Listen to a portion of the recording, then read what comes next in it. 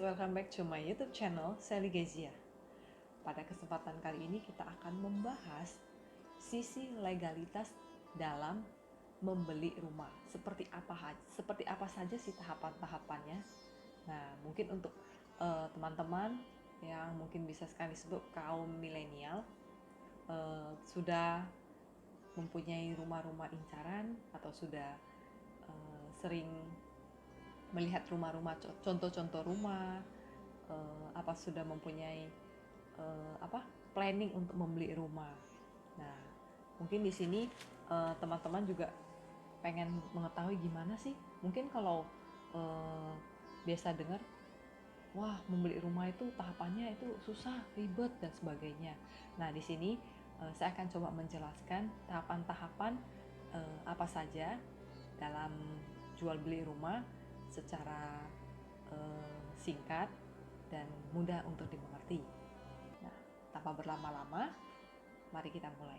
Nah, untuk dalam proses jual beli rumah, yang pertama itu adalah pemeriksaan sertifikat. Nah, untuk pembeli dan penjual dalam melakukan transaksi, yang paling penting itu adalah harus memeriksakan dahulu sertifikatnya. Tujuannya apa? Nah, tujuannya agar kita tahu bahwa tanah atau rumah yang kita beli itu tidak dalam keadaan yang sengketa. Yang pertama. Yang kedua, mungkin tidak dalam agunan. Mungkin ada yang mengagunkan di bank atau di mana saja bisa. Nah, yang ketiga, dalam penyitaan. Jadi kita kan kalau beli rumah itu pengennya itu clear, tanah itu tidak dalam sengketa, jadi tanah itu bisa dalam penguasaan kita sepenuhnya. Nah, untuk itu bagaimana cara kita untuk mengetahui status tanah tersebut? Nah, jadi nanti kita akan ada badan pertanahan nasional. Nah, dia yang akan melakukan pencocokan data yang ada di sertifikat dengan data yang ada di mereka. Tapi ini tidak sembarangan dan tidak semua orang bisa melakukan mengecekkan sertifikat. Nah, siapakah yang berwenang? Nah, yang berwenang di sini adalah namanya PPAT. PPAT pejabat pembuat akte tanah yang memiliki kewenangan untuk membuat akte jual beli. Nah, teman-teman jadi perlu dipahami kalau notaris itu tidak bisa dan tidak berwenang untuk membuat akte jual beli.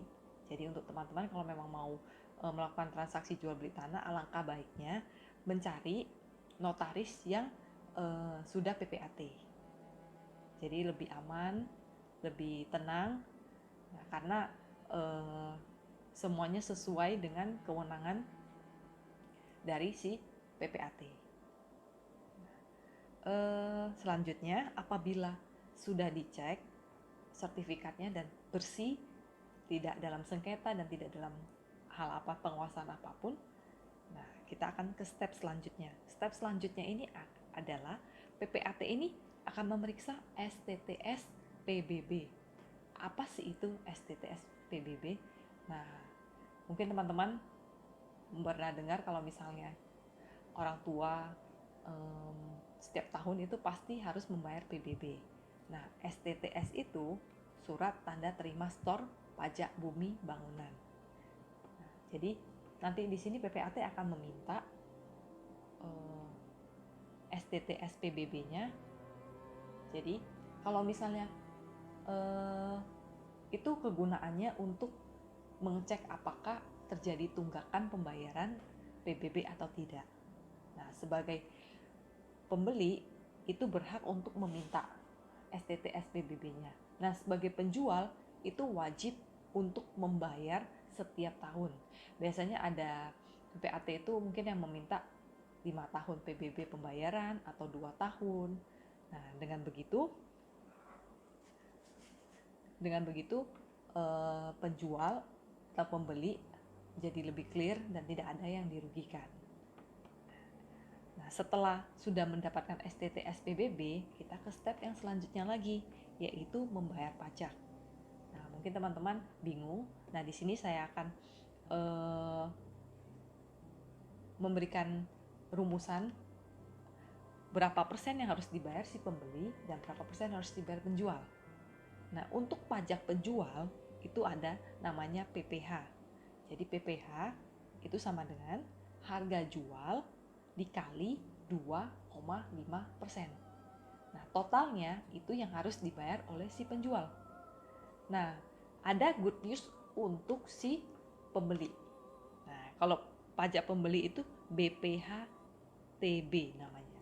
Sama dengan harga jual dikurang nilai tidak kena pajak.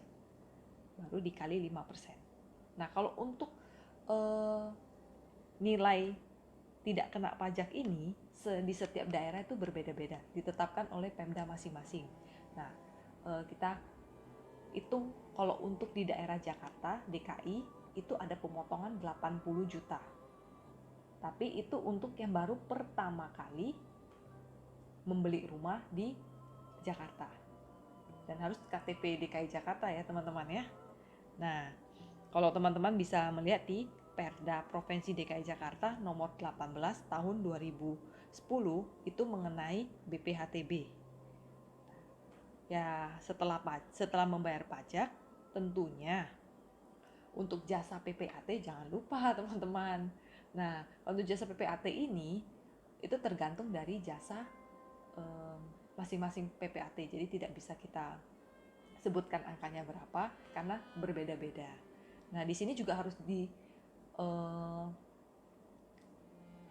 dirundingkan apakah biaya yang dikeluarkan nanti ditanggung sepihak atau ditanggung oleh masing-masing.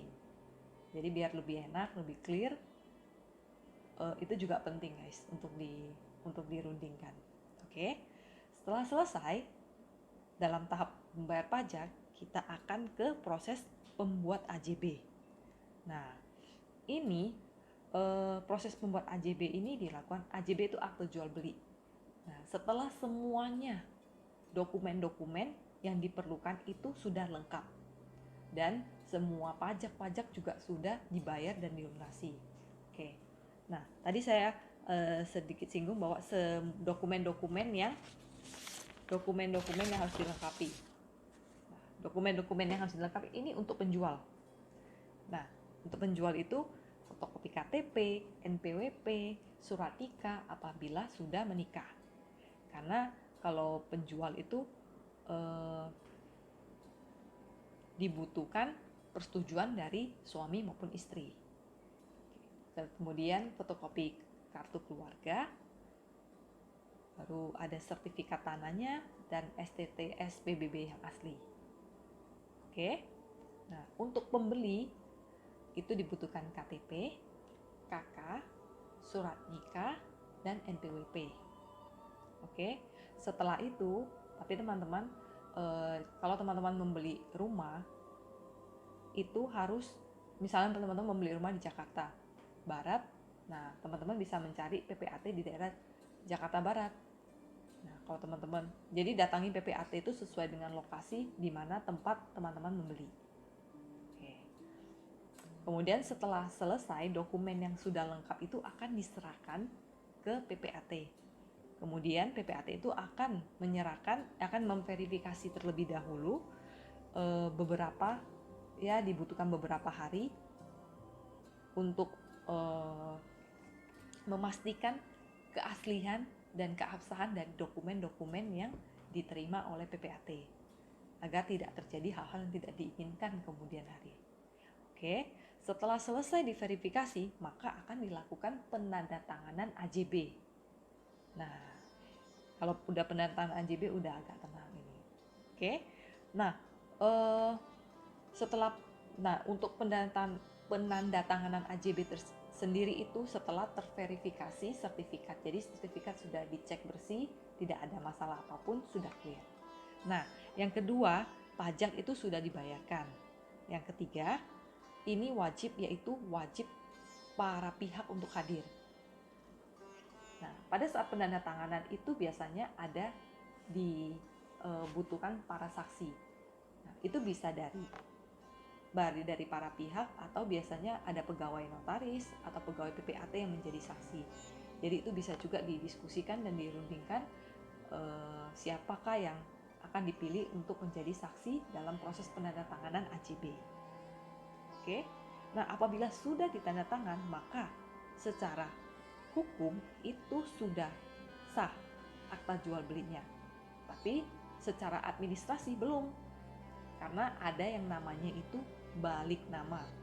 Jadi, setelah penjual dan pembeli menandatangan AJB, maka secara hukumnya rumah tersebut sudah berganti haknya, hak kepemilikannya menjadi punya si pembeli.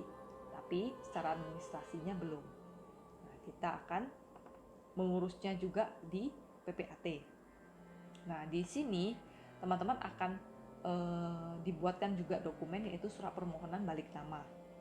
Nah, setelah dibalik nama, maka berkas itu akan diserahkan ke BPN dan akan diberikan tanda bukti atau ya ada tanda terima untuk dari PPAT ke si pembeli.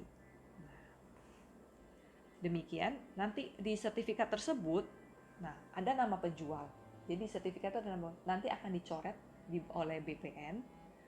Nah, jadi nanti ada lembar tersendiri. Di lembar tersendiri itu apabila sudah balik nama sudah selesai dan tidak ada masalah, maka akan dicantumkan nama dari si pembeli. Oke. Mungkin teman-teman juga bingung, di notaris kita ada ngurus itu namanya PPJB. Nah, tapi nanti di vlog selanjutnya akan saya bahas apa sih perbedaan PPJB dan AJB. Tapi sebelum itu jangan lupa teman-teman untuk subscribe dan nyalakan lonceng. Jadi ketika nanti saya sudah upload video mengenai perbedaan AJB dan PPJB atau video-video lain yang bermanfaat untuk teman-teman, nah bisa langsung teman-teman tonton. Nah, jangan lupa juga untuk like, komen, dan share. Dukung terus channel saya teman-teman. Thank you for watching. See ya.